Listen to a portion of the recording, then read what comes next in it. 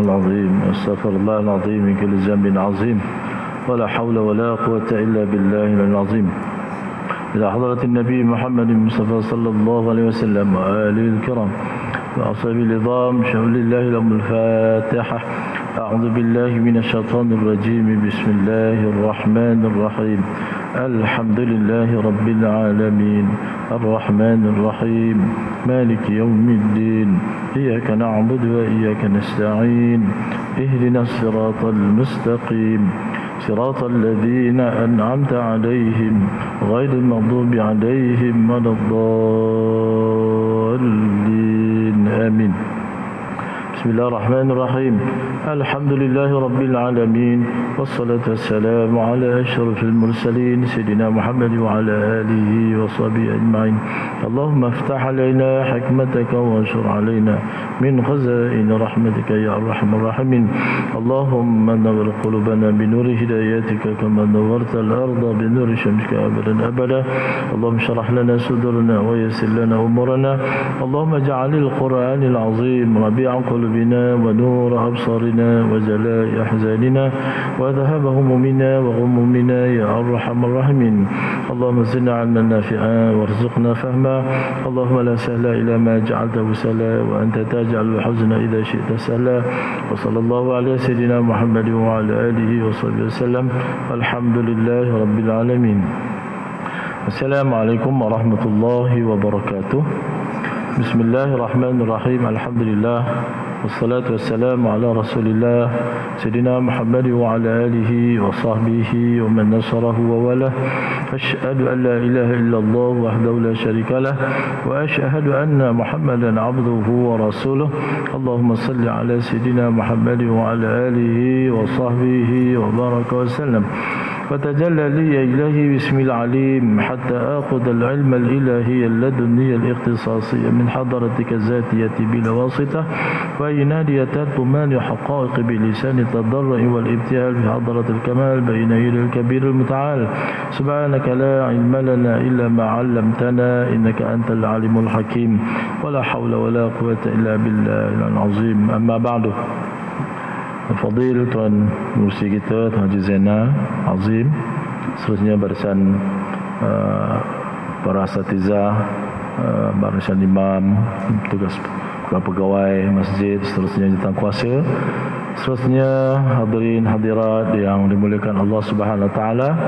Alhamdulillah, summa alhamdulillah, tamu dan selama-lamanya kita merafa'kan syukur kepada Allah Subhanahu Wa Taala kerana dengan taufik maka kita dapat bersama-sama pada sekian kalinya bersama saya pada malam ini dalam pengajian tafsir Al-Quran, yang mana lama kita terhalang disebabkan oleh sekatan perintah kawalan pergerakan bersyarat. Jadi mudah-mudahan peluang yang diberikan, yang ada pada kita ini kita manfaatkan mana yang terboleh di kita lah. Kita usahakan mudah-mudahan terus Allah kurniakan kepada kita akan beberapa rukhsah lagi di dalam kita menghadapi ancaman penyakit zaman ini dan mudah-mudahan kita terpelihara daripadanya. Amin ya rabbal alamin. Tuan-tuan yang dimuliakan Allah Subhanahu Wa Taala, pada malam ni artinya kalau ikut pengajiannya kita akan jumpa tahun depan, gitu kan, tahun depan. Jadi malam ini berdasarkan kepada apa yang telah saya bicarakan berkaitan dengan tajuk-tajuk yang sebelum ini berkaitan dengan al-isti'azah, al-basmalah dan suratul Fatihah. Dan pada malam ini insya-Allah saya akan cuba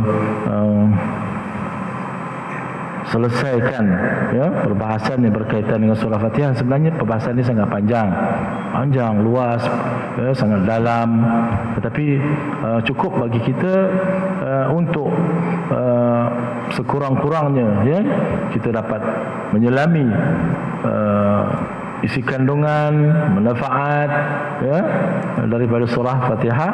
Mudah-mudahan dia menjadi panduan kepada kita dan menambahkan lagi kita betul khusyuk dalam solat kita bila kita membacanya, insya-Allah. Tuan-tuan yang dimulakan Allah SWT,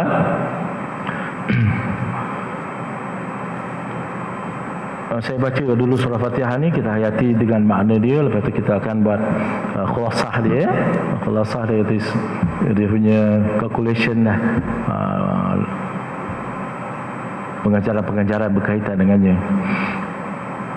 A'udzubillahi minasyaitonirrajim. Bismillahirrahmanirrahim. Alhamdulillahi rabbil alamin. Ar-Rahmanir Rahim. Maliki yaumiddin. Iyyaka na'budu wa iyyaka nasta'in. Ihdinas siratal mustaqim. Siratal ladzina an'amta 'alaihim ghairil maghdubi 'alaihim waladdallin. Amin. Mafhumnya semua faham kan, semua tahu tentang makna dia, ya. Pertamanya basmalah, ya, dengan nama Allah yang Maha Pengasih lagi Maha Penyayang. Kita baca Fatihah ni, kita masuk basmalah ni termasuk dalam bilangan suratul Fatihah. Ayat yang keduanya, Alhamdulillahi Rabbil Alamin. Segala puji, kita puji, ya. Al tu Alhamdulillah, pada al-lam pada Alhamdulillah itu menunjukkan keluasan tahmid itu, ya, menunjukkan keluasan tahmid itu dalam apa-apa keadaan pun, ya, pujian kepada Allah itu menyeluruh, ya, menyeluruh tanpa batasannya, ya. Segala puji bagi Allah, Tuhan yang memelihara alam semesta, dapat Tuhan semesta alam. Ar-Rahmanir Rahim, ini yang Maha Pengasih lagi Maha Penyayang. Maliki yaumiddin, Tuhan yang memiliki hari pembalasan. Iyyaka na'budu wa iyyaka nasta'in, hanya kepadamu kami beribadah, memperhambakan diri, dan hanya kepadamu juga kami memohon pertolongan. Ihdinas siratal mustaqim, tunjukkanlah kami jalan yang lurus.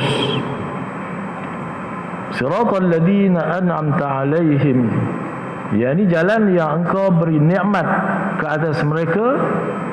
Ghairil maghdubi 'alaihim waladdallin, dan bukan jalan orang yang dimurkai, dan bukan jalan pula orang yang sesat.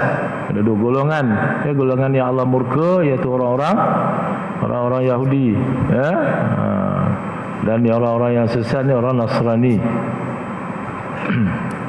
Penurunan Al-Quran, ya, apa-apa ayat Al-Quran yang diturunkan, kepada Nabi kita sallallahu alaihi wasallam merupakan satu detik yang sangat bersejarah, tuan-tuan. Kerana apa? Kerana dia turun ini mempunyai berbagai-bagai akan hikmahnya, akan kepentingannya, ya. Sangat bersejarah. Dan bagi kita orang yang membaca Quran ini, tuan-tuan, kita bukan baca buku sejarah, tuan-tuan. Ingat, walaupun dia itu bersejarah, turun itu mempunyai hikmah, ya, kepentingan yang sangat besar, tetapi kita membacanya bukan membaca buku sejarah. Ingat, ya?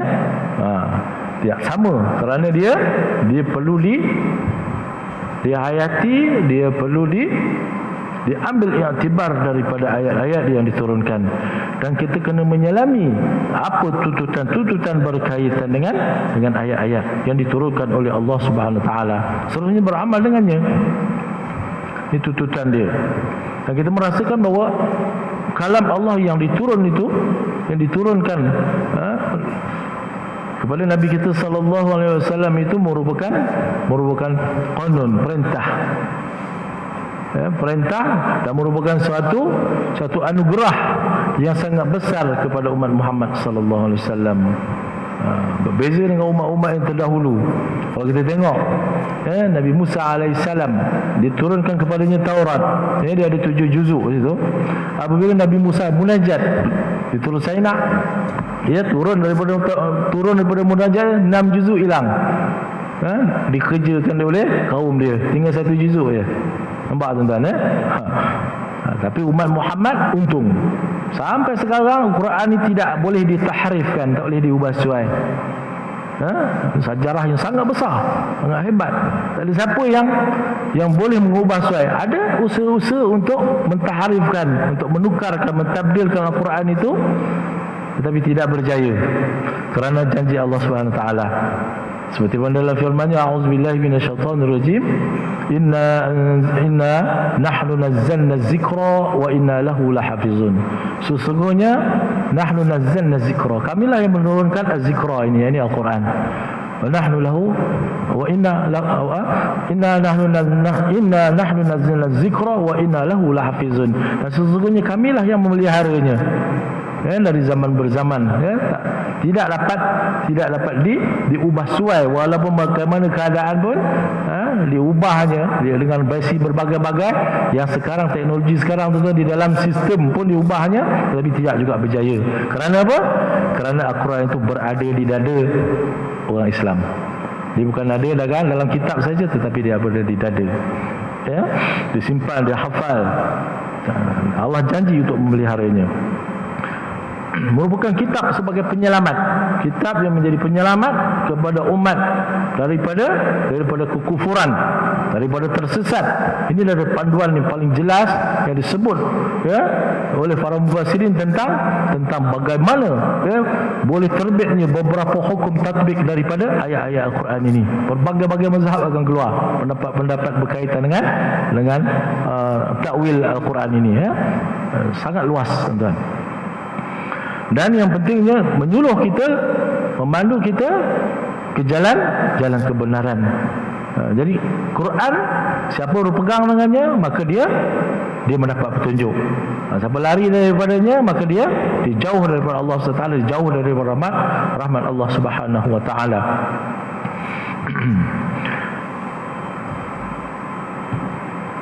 Dalam kehidupan kita ni, tuan-tuan, kita sering berfikir, dan kira sering merancang, dan kira sering melakukan sesuatu pekerjaan. Artinya banyak kita berfikir dalam kita merancang, dalam kita bekerja. Dengan kalau kita berfikir ni, kita fikir dengan akal kita, fikir dengan akal kita yang benar. Kemudian kalau kita merancang ni, juga merancang dengan akal dan tenaga.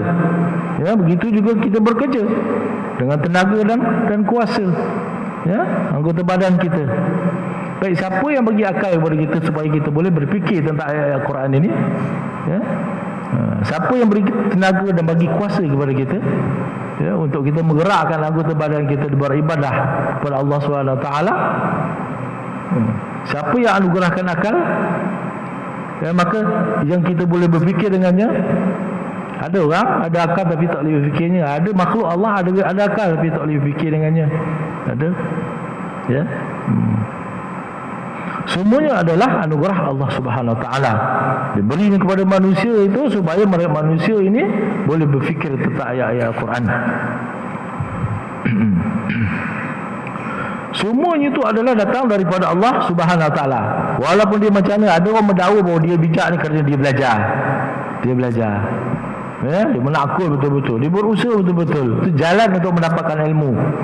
Tetapi dia lupa bahawa semuanya alat-alat yang dia bagi kepada dia ni semua daripada Allah SWT. Semua daripada Allah SWT. Kalau ni nak diukurkan ilmu yang ada pada dia tu, yang dia mendakwa ilmu padanya banyak, ini sebenarnya sikit saja. Kalau ini disebahkan dengan kalau kita celupkan lidi ke dalam air, dalam laut, maka apa yang baki pada lidi itu daripada basahan air tadi itulah ilmu kita, tuan-tuan. Daripada sebanyak-banyak laut kita celup, walau annama fil ardi min syajaratin aqlamun wal bahru yamudduhu min ba'dihi sab'atu abhurin ma nafidat kalimatullah. Walau annama fil ardi min syajarah, daripada atas muka bumi ni banyak pokok-pokok dan banyak ranting-ranting kayu yang kita boleh gunakan sebagai panel untuk menulisnya. Dan laut 7 lautan, dia panggil ocean, ocean ni katanya lautan luas. Dijadikan sebagai dakwat untuk menulis kalam Allah, ma nafidat, tak akan dapat, tak akan habis, tak akan selesai.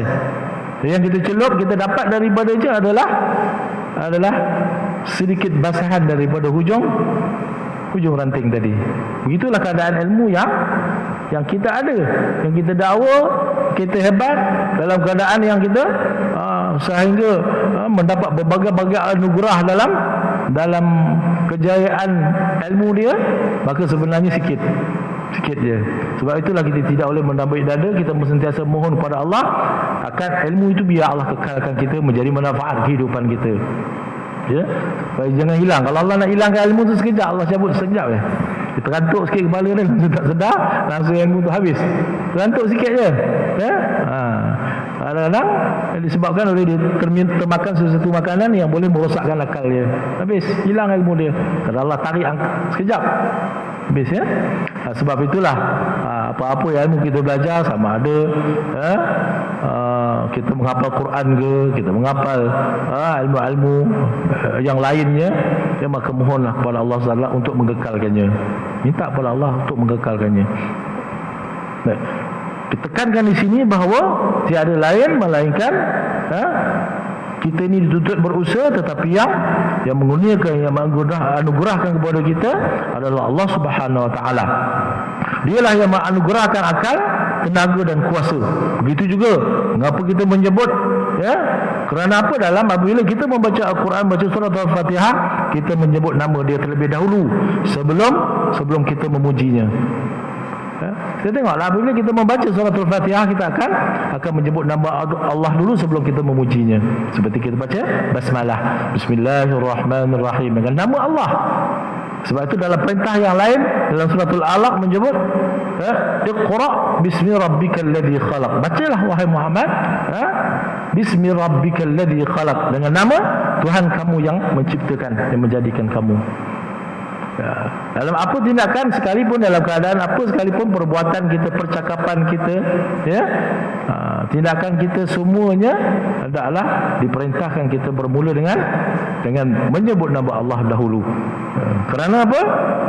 Kerana nama Allah ini seperti mana disebut dalam hadis baginda sallallahu alaihi wasallam, kullu amrin zibalin la yubda'u fihi bilhamdi fahuwa aqta.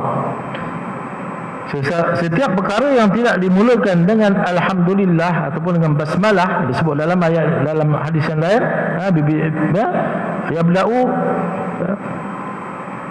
bismillahi fahuwa aqta. Siapa yang tidak bermulakan pekerjaan dia dengan tidak dimulakan dengan menyebut nama Allah, dengan memuji Allah, maka kurang berkat dia, tak ada keberkatan. Tak ada berkat. Dia makan tak ada basmalah, tak ada berkat. Buat kerja tak ada basmalah, tak ada berkat. Terangkat barakat dia, kebaikan dia. Kita hendakkan akan kebaikan daripada tindakan perbuatan kita. Suratul Fatihah ni merupakan pembukaan bagi surah, sama dengan pembuka ayat dan wahyu pertama, yang juga menyuruh Nabi sallallahu alaihi wasallam membaca dan menyebut nama Allah Subhanahu wa taala, seperti mana firman Allah, Iqra bismi rabbikal ladzi khalaq. Ayat yang diturunkan juga memerintahkan Nabi kita dengan menyebut nama Allah Subhanahu wa taala. Berpandukan kepada ayat yang saya bacakan tuan-tuan dan hadis ya sebentar tadi, para ulama dia mengambil hukum, iaitu dengan mengatakan, mengambil hukum disunatkan kita memulakan semua urusan yang baik dan membawa erti dalam kehidupan kita itu dengan menyebut nama Allah dahulu. Seperti mana sebagaimana Al-Quran memulakan setiap surahnya dengan basmalah, Bismillahirrahmanirrahim, begitu juga dengan tindakan-tindakan kita. Hendaklah kita mulakan dengan basmalah. Wa imma, tak kala kita membaca ke, tak kala kita menulis ke, tak kala kita menjamah makanan, sama ada kita memandu kenderaan dan sebagainya. Malahan ketika kita memulakan aktiviti harian kita yang baik yang kita lakukan, maka kita disunatkan dengan membaca basmalah. Pembuka ya. Kalau kita tak buka je dengan kebaikan, maka tak datang kebaikan kepadanya. Dia berlalu begitu saja tanpa kita mengingat nama Allah SWT. Mengingat nama Allah ni mendekatkan kita dengan Allah. Ya, kalau kita sentiasa menanamkan diri kita sentiasa dekat dengan Allah, Allah lagi dekat dengan kita. Kalau kita datang kepada Allah ni dengan disembahkan, kalau kita datang dengan berjalan, Allah datang kepada kita dengan berlari. Bukan kita nampak bahawa Allah tu berlari tak, tuan-tuan. Dia bukan macam makhluk. Ya, nampak menunjukkan bahawa Allah itu lebih sayang, lebih kasih kepada hamba-Nya. Ya, daripada kasih sayang hamba itu kepada Tuhannya. Jauh sekali, ya. Adapun bacaan basmalah, ya, bismillahirrahmanirrahim, ketika kita memulakan sesuatu urusan, dia mempunyai erti yang sangat simbolik, tuan-tuan. Ini kulasah kepada pengajian dalam surah Al-Fatihah ini, ya. Yang pertama, simbolik daripada kita memulakan segala kerja aktiviti kita tu dengan basmalah, dengan bismillahirrahmanirrahim, dengan bacaannya itu. Pertama sekali, tuan-tuan, dia menyedarkan kita jika yang diambil itu makanan, maka ia adalah sebahagian daripada nikmat Allah. Kita kena ingat. Kerana apa? Bila kita baca basmalah, kita makan, ingat itu nikmat yang kita makan itu adalah nikmat daripada Allah SWT. Kita ingat akan Allah, ya. Oleh itu makanlah dengan menyebut nama Allah. Dari kita makan, kita ambil nikmat Allah, kita makan dengan menyebut namanya, yang mana dialah yang memberi rezeki kepada kita. Dialah menyebabkan kita boleh telan, boleh kenyang, tuan-tuan. Ada orang makan banyak-banyak pun tak kenyang ada juga. Lepas tu nak makan lagi. Ada begitu kadang. Tak puas-puas kehidupan dia. Kadang-kadang dia datang makan pun jadi penyakit. Mana tidak, nak makan dia tak boleh lah, ni darah tinggi. Dia dah doa awal-awal lah. Oh, makan ni kena kencing manis. Oh, makan ni kena macam-macam penyakit, gout gitu kan. Itu adalah antara. Oh, tak boleh makan ni, lemak banyak, kolesterol. Dia dah doa nak makan, dia dah doa dah kolesterol. Aku makan ini darah tinggi, aku makan ini kencing manis. Jadilah dia kencing manis, jadilah dia darah tinggi, jadilah dia racun dalam kehidupan kita. Sebab apa? Sebab kita dah doa kan makan, mula-mula makan ni, tak nak lah ni makan ni darah tinggi. Ya? Nanti kalau makan kambing dengan saya itu darah tinggi, bagi kat saya. Ya? Itu. Ini banyak orang bantang kan. Tapi jangan lebih syarat dia. Ya, syarat dia kena jaga jugalah syarat-syarat dia. Pertama kali apa? Hendaklah kita menyebut nama Allah SWT, dan kita makan untuk memenuhi hajat keperluan, untuk kita beribadah kepada Allah. Sebut nama Allah, minta supaya makanan kita menjadi ubat. Menjadi ubat bagi kita, ya. Tapi tuan-tuan jangan cik pasal lah kalau doktor dah beritahu tu, jangan makan ni, jangan makan juga dengan gula, makan juga gula tu racun. Ya, kalau gula perang tu lain sikit lah. Gula perang ini gula putih tu, dia jadi racun. Elak-elak sikit lah, ya. Kita minta kepada Allah supaya selamat kita daripada racun-racun tersebut. Makan ya, dengan nama Allah yang mulia, ya. Maka perkataan yang kita ucap itu, bismillah, itu merupakan perkataan yang agung, sangat hebat, sangat besar. Kerana Allah itu maha hebat, maha indah. Begitulah dengan kegiatan-kegiatan kita yang lain, tuan-tuan. Begitu keadaannya.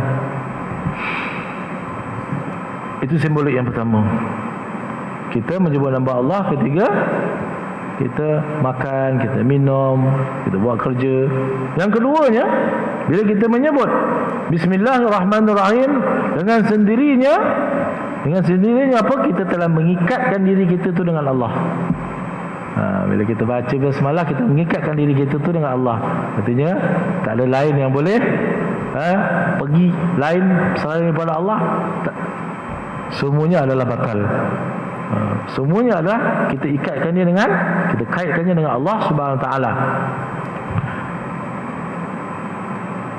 Maka kita bertanggungjawab terhadap perbuatan dan tindakan yang kita lakukan tu. Bila kita baca bismillah, takkan kita bismillahirrahmanirrahim mau mencuri kan, mencuri, main judi, bismillahirrahmanirrahim, minum arak, bismillahirrahmanirrahim, itu tak kena gaya. Ya, kerana perkara-perkara yang baik, kerana nak dapatkan barakat kebaikan daripadanya. Dan kita bertanggungjawab lah. Bila kita makan, kita baca bismillah tu, kita bertanggungjawab. Tanggungjawab kita. Apa tanggungjawab kita? ya. Kita ada niat kita supaya apa? Supaya Allah redha. Apa yang kita makan tu Allah redha. Perbuatan kita baca basmalah tu Allah redha. Allah suka. Bila Allah suka, cinta dengan, kasih dengan kita, maka banyaklah kebaikannya, kurniaan, pahala, ganjaran yang Allah kurniakan. Tak boleh kita abaikan perkara ni. Dia sentiasa menjadi peringatan, ya, amalan dalam kehidupan kita. Kadang-kadang kita lupa tentang ni. Nak tidur kan dah terus terlelap, ya. Langsung lupa tak ada baca basmalah, kan. Basmalah 21 kali, bismillah 41 kali, lupa. Tidur tanpa dengan ikatan dengan Allah Subhanahu Taala. Lepas kita gitu, ya. Begitu juga kalau kita tidur, kalau tidur dengan Nabi, selawat selalu dengan Nabi sallallahu alaihi wasallam. Itu simboliknya lah. Artinya kita ada ikatan dengan Allah Subhanahu Taala. Ya, kita ikatkan diri kita, kita rasa bertanggungjawab, ya, bahawa kita ni adalah hamba Allah Subhanahu Taala. Dan yang ketiganya, ya,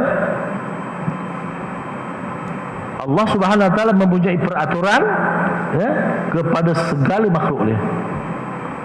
Dia ada sunnatullah. Ada peraturan-peraturan pada sekalian makhluk yang diciptakan oleh Allah Subhanahu Taala. Katakan kita baca bismillahirrahmanirrahim sebelum makan, kan? Ya, sepatutnya kita makan mengikut peraturan yang telah ditetapkan oleh Allah.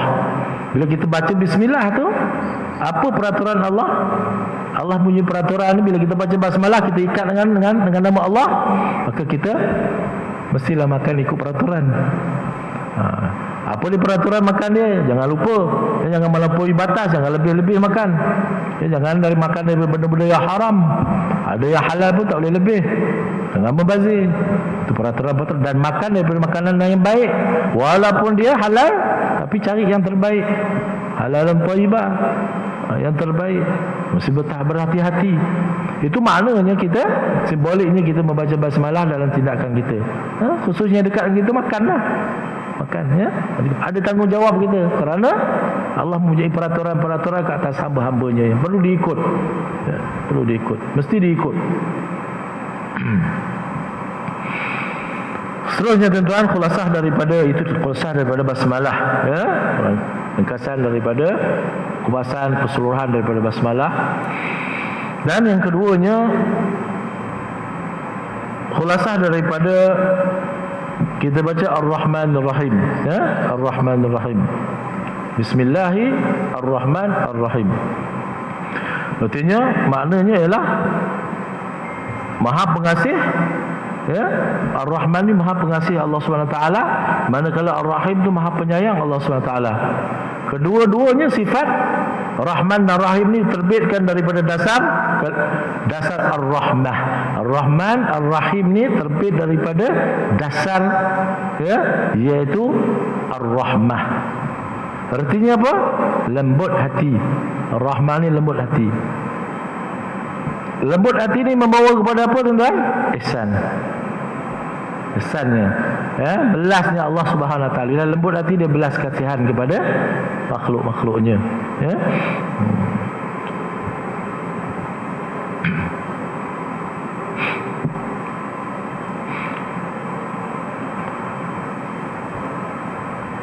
Para ulama dia menafsirkan dengan kehendak bahawa perbuatan ihsan ataupun arti ihsan itu sendiri, ya,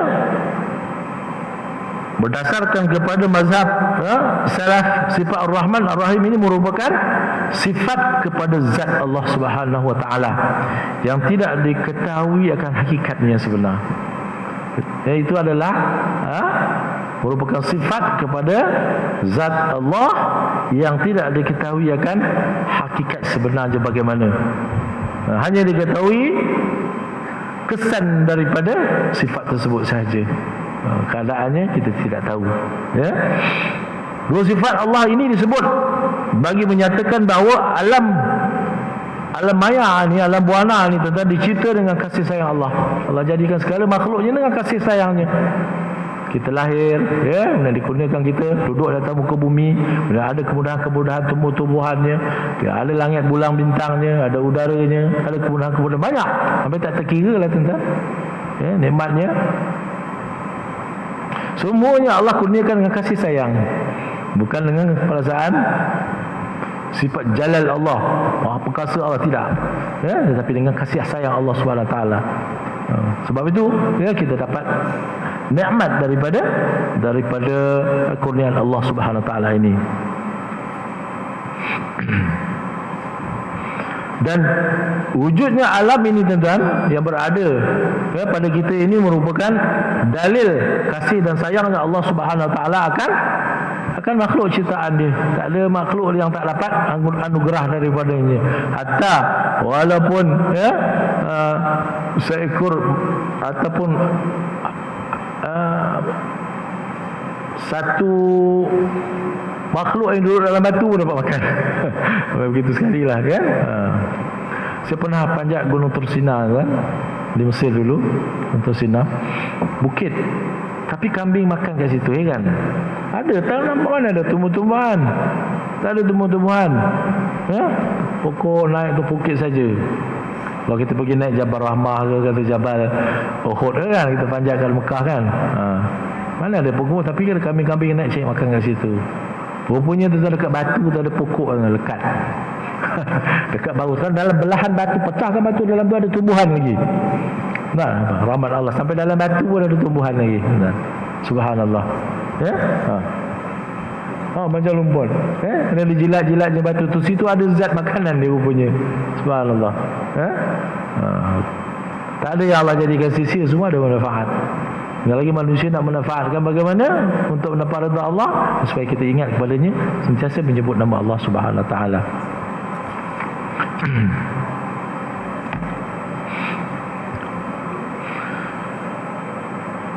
Dan kita sebagai makhluknya, hambanya, oleh kerana Allah jadi ciptakan segala alam ini untuk kemudahan manusia, ya, maka tanggungjawab kita apa? Hendaklah kita berinteraksi. Kita ada konteks. Apabila kita berjalan di atas muka bumi ini tuan-tuan, kita pijak rumput ke kita, ataupun kita berjalan di atas air ke, atas udara ke, atau sebagainya umpamanya, ya, kita telah berinteraksi dengan makhluk, dengan alam, ya. Maka hendaklah kita berinteraksi dengan alam dengan sebaik-baik cara. Ada hak-hak dia. Kita jalan atas muka bumi ini, ya, Allah perintahkan, jalanlah dengan dalam keadaan yang tawadhu', jaga had-had kita, perjalanan kita tu pelihara, ya, jangan kita merosak-rosakkan tumbuh-tumbuhan ataupun kepulan-kepulan makhluk lain untuk memakannya. Sebab itulah dalam ibadat haji tuan-tuan, semasa kita dalam lalangan ihram, lalangan ihram yang 13 perkara tu, yang 13 perkara, 10 perkara ke 13 perkara, 13 perkara tu, ya, antaranya kita tak boleh cabut pokok, kita tak boleh bunuh binatang, larangan dia.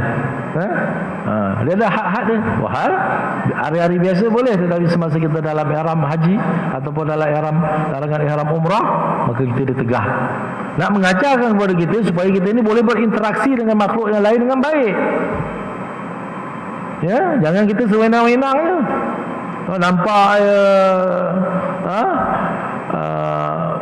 pantang pokok, ya, patah saja, ya, cabut saja, kerana dia mempunyai keperluan-keperluan kepada makhluk-makhluk yang lain.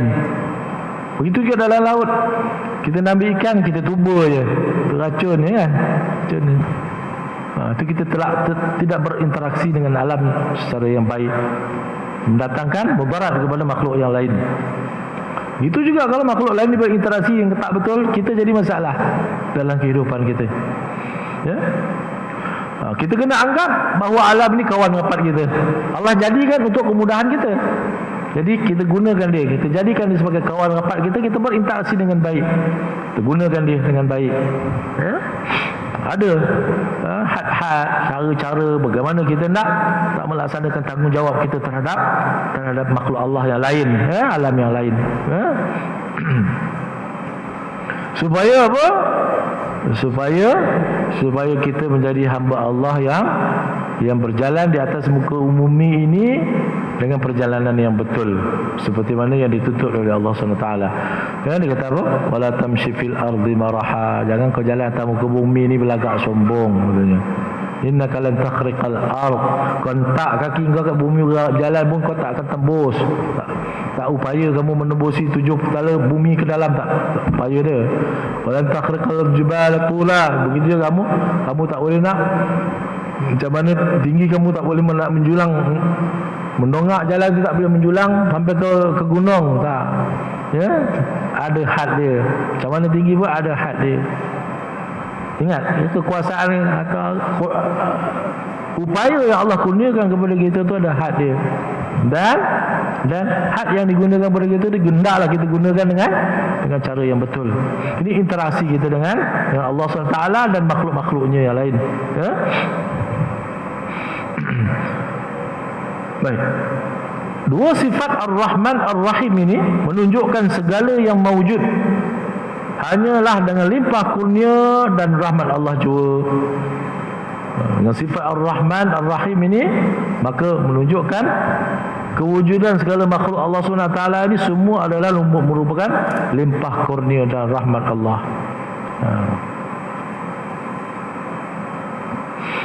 Para mufassirin mempunyai beberapa pendapat tentang hubungan antara dua sifat ini, iaitu Ar-Rahman dengan Ar-Rahim. Ya? Itu pengasih dan penyayang ini. Membawa arti bahawa Maha Pengasih Ar-Rahman itu, ya, iaitu yang memberi nikmat kepada semua makhluknya tanpa had. Semua makhluknya dapat nikmat. Sedangkan Ar-Rahim pula ialah Maha Pemberi nikmat yang khusus kepada orang mukmin jua. Ya, ada keistimewaannya di situ. Setengah yang lain di kalangan mufassirin juga berpendapat bahawa Ar-Rahman artinya pemberi nikmat yang besar-besar. Adapun Ar-Rahim ni nikmat yang seni, halus. Ya. Dengan nama Allah wujudnya alam dan kepadanya kita kembali segala yang ada. Semua tunduk dan patuh kepada Allah Subhanahu Wa Taala. Macam mana keadaan pun, dia pergerakan dia, ya, semuanya adalah menurut sunnatullah. Kita tengok pergerakan bumi, ya. Dia pusing, dia tak engkar dia. Begitu juga dengan pergerakan udara. Allah perintahkan udara, Allah perintahkan hujan, Allah perintahkan yang lain-lain. Semuanya mereka ini menurut perintah Allah. Seperti mana kalau kita tengok dalam surah An-Nahl, ya. Firman Allah, wa auha rabbuka ila an-nahli an tattakhizi minal jibali buyutan wa minasy syajari wa mimma ya'rishun. Kemudian Allah perintah, summa kuli min kulli samarat fasluki subula rabbiki zulula, fasluki subula rabbiki zulula yakhruju min butuniha syarabun mukhtalifun anwahu fihi shifaa'un linnas. Allah perintahkan, wa auha, Allah wahyu, masuk wahyu ke betul wahyu. Artinya sunnatullah tu mengajar kepada secara fitrahnya. Artinya lebah-lebah ni tuan-tuan, Allah ajarkan kepada dia lan anittakhizi minal jibal. Dia duduk kat mana? Kat bukit-bukit, gunung-gunung, pokok-pokok. Wa minasyajari, dari pokok-pokok. Itu tempat duduk dia. Ya. Kemudian Allah perintahkan summa kuli, makan. Allah perintah kau makan min kulli samarat, daripada segala jenis-jenis tumbuh-tumbuhan, buah-buahan. Fasluki, Allah tak ikut laluan, ikut cara ataupun sunnahnya. Fasluki subula rabbiki zulula. Perintah Allah tu. Dia tak pergi ke lain, kan? Lebah tu itulah dia tradisi dia. Kerana dia mengikut sunnatullah. Dia tak pergi ke lain. Kalau tuan-tuan bagi dia makan gula, maka tuan-tuan dapat gula lah balik semula daripada dia. Kemudian apa? Hasilnya yakhruju min butuniha syarabun, satu minuman. Mukhtalifun alwa'u, berbeza-beza warna dia. Ada kadang-kadang warna hijau, kuning, kena gelap sikit. Kadang-kadang warna dia macam pelangi pun ada. Macam-macam jenis madu ni. Jadi sebab apa? Jadi apa? Syifa'ul linnas. Menjadi ubat bagi manusia. Sebut jelas itu. Syifa'ul linnas, ubat bagi manusia. Nampak tuan-tuan? Ya, kita berinteraksi dengan lebah macam mana pula? Nak ambil madu ni bakar je lebah, kan? Bakar. Jadinya kita tidak baik berinteraksi dengan lebah. Kita dapat nikmat, ya, daripada hasil kutipan madu yang dikumpulkan oleh lebah dengan kita membunuhnya. Ya, arwah pak mertua saya dulu tuan-tuan, dia kerja dia ambil madu lebah. Dia ada lagu dia tu, kuih gitu je. Dia asap je, dia tak ada bakar, dia asap je. Lepas tu lari je, dia baca lah. Adalah dia punya serapah dia tu kan, bacaan zikir-zikir dia. Lepas tu lari, elok lari. Asap je, dia tak bakar. Seekor pun tak mati. Tapi yang pijat pump tu dia tampar matilah. Nampak tuan-tuan? Orang dulu cara ambil lebah, orang sekarang bakar kan, tapi sekarang ni tak bakar dah. Yang ni pasal dia ternak madu kan. Senanglah cerita dia. Tapi kalau masuk hutan tu, artinya dia mengambil manfaat, tetapi dia telah merosakkan ekosistem, telah merosakkan makhluk Allah Subhanahu Wa Taala. Baik tak interaksi kita ni? Tak baik. Itu juga lah cara yang lain kita ambil ikan macam mana, kita tuba, kita racun kan. Begitulah seumpamanya kita merosakkan, interaksi kita tak baik. Berdosa? Memang berdosa. Ya, memang berdosa. Sebab itulah ya, sifat Ar-Rahman Ar-Rahim Allah Subhanahu Wa Taala ni meliputi segala-galanya. Jadi kita kena ingat bahawa apabila kita berinteraksi dengan makhluk Allah, kita ingat Bismillahirrahmanirrahim. Ingat ya, kasih kita ambil dengan perasaan kasih. Kita minta dengan perasaan kasih, sifat penyayang Allah Subhanahu Wa Taala. Kita dapat jadi baik. Apa yang bermanfaat kepada kita semua menjadi baik, jadi kebaikan. Kalau tidak, nanti sebaliknya dia jadi penyakit kepada kita.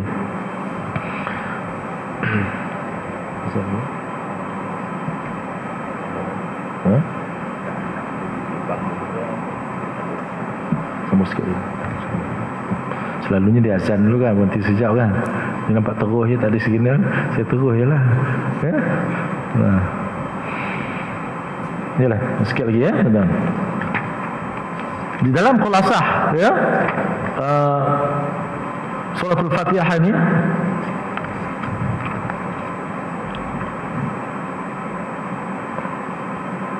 apa yang kita dapat pengajaran dan saranan daripada pengajaran ataupun pengajian yang telah kita lalui sebelum ini berkaitan dengan suratul Fatihah? Yang pertamanya surah ini dibaca pada setiap kali kita salat. Ya, maka sebaik-baiknya seseorang yang bersalat itu hendaklah tanggungjawab kita. Hendaklah apa? Hendaklah dia menghadirkan bacaan itu pada pendengaran dia, pada sebutan lidah dia, pada hatinya dengan baik. Hendaklah kita menghadirkan bacaan Fatihah itu dengan baik. Pada mana? Pada sebutan lidah, pada pendengaran kita, pada hati kita. Tu. Kalau kita nak terjemahkan terus dalam semua bismillah, payah juga kan. Tapi dengan sendiri nanti dia datang. Dia datang. Kerana apa? Kerana kita telah bermunawalah dengan surah Fatihah ni. Kita telah berselalu dengan surah Fatihah ini, insya-Allah. Kita dah faham ke mana-mana dia, tak payah kita nak terjemah. Kita faham sendiri nanti. Dia akan datang zuk dia tu. Dengan syarat ya, semasa kita membacanya jangan lalai. Ya, hendaklah kita hadirkan hati kita tu setiap apa yang kita baca, hatta pada setiap huruf dan setiap baris yang kita sebut itu ya, kita rasa bahawa kita telah menyebutnya. Kadang-kadang kita tak perasan kita menyebutnya. Dah habis rupanya surah Fatihah. Aku baca tadi tak bismillah ni. Langsung dia terlupa, dia tak tahu. Ya? Terlalai dia dalam sembahyang. Itu tuntutan kita ya, saranan supaya kita menjaganya dengan sebutan lidah yang betul, kita dapat mendengarnya dengan baik ya. Bacaan-bacaan yang kita baca itu juga ya, kita dapat menghayatinya dalam hati kita dalam salat ya. Begitu juga ayat-ayat Quran yang lain, kalau kita baca begitu keadaannya.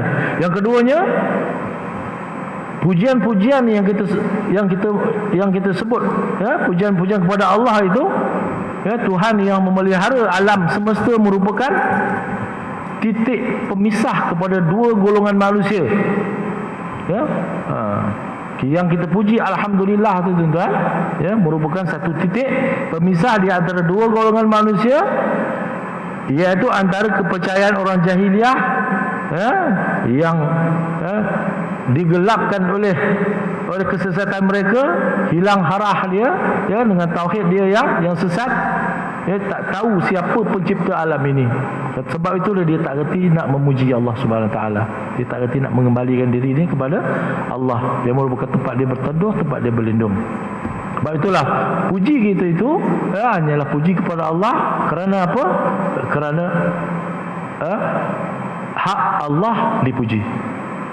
Hak Allah itu kita puji padanya, dan itulah menunjukkan tanda hamba-nya di kalangan orang yang bersyukur kepada Allah.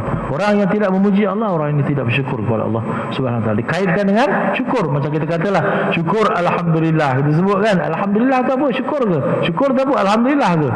Begitulah tuan-tuan, tanda orang bersyukur. Lawan kepada orang bersyukur ni orang kufur. Dan orang bersyukur ni tak ramai. Orang yang memuji Allah ni tak ramai. Wa qalilun min ibadiy syakur, kata Allah.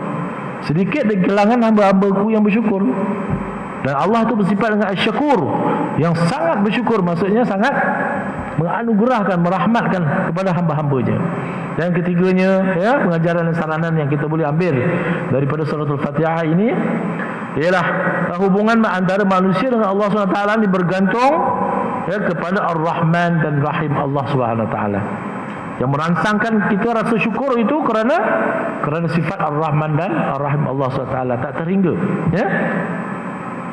Dan hubungan ini bakal meyakinkan kita bahawa hidup di dunia ini adalah tidak ada tempat untuk kita berputus asa. Jangan berputus asa. Wala la tayasu min rahillah, innahu la yayasu min rahillah illa qaumul kafirun. Jangan kamu berputus asa dengan rahmat Allah. Sesungguhnya orang yang putus asa dengan rahmat Allah ini orang kafir. Orang Islam tak berputus asa. Dan yang keempatnya, terakhirnya, keselamatan kehidupan kita di dunia ini tidak akan terjamin tanpa hidayah Allah Subhanahu wa taala. Sedangkan hidayah Allah pula tidak akan dapat diperolehi tanpa kehendak Allah. Kalau Allah tak kehendakkan kita dapat hidayah, kita dapatlah. Walaupun kita tengok sejarah para anbiya kan, nabi di kalangan keluarganya yang menentang. Berapa ramai yang menentang akan keluarganya. Kisah daripada Nabi Nuh alaihissalam sendiri, Nabi kita sallallahu alaihi wasallam sendiri, apa saudara baginda pun begitu, sebab itulah tanpa hidayah, maka seseorang itu hak untuk mendapat hidayah ni hanya daripada Allah Subhanahu Wa Taala, tidak daripada yang lain. Tetapi kita mohon kepada Allah supaya kita ini sentiasa dipelihara akan akidah kita, tauhid kita kepadanya, kepercayaan kita kepadanya. Dengan kata lain, doa itulah merupakan jalan yang perlu kita lalui bagi sesiapa jua yang ingin berinteraksi dengan Allah. Minta apa-apa minta dengan Allah. Allah suka orang ni berdoa sentiasa bermunajat dengannya untuk meminta hidayah, minta taufik kepadanya juga. Wallahu ta'ala alam. Mudah-mudahan ia memberi manfaat kepada kita sepanjang perbahasan kita yang begitu panjang, sehingga dalam masa yang lama dalam perbahasan, walaupun itu sebenarnya saya ambil sikit-sikit je tuan-tuan, ambil sikit-sikit secara kolektif sahaja. Mudah-mudahan ia memberi manfaat kepada kita di dalam kita menyelami makna, kefahaman kita, manfaat kita dalam suratul Fatihah ini. Maaf atas segala kekurangan. Aqulu qawli hadza wa astaghfirullahal azim li wa lakum. Assalamualaikum warahmatullahi wabarakatuh.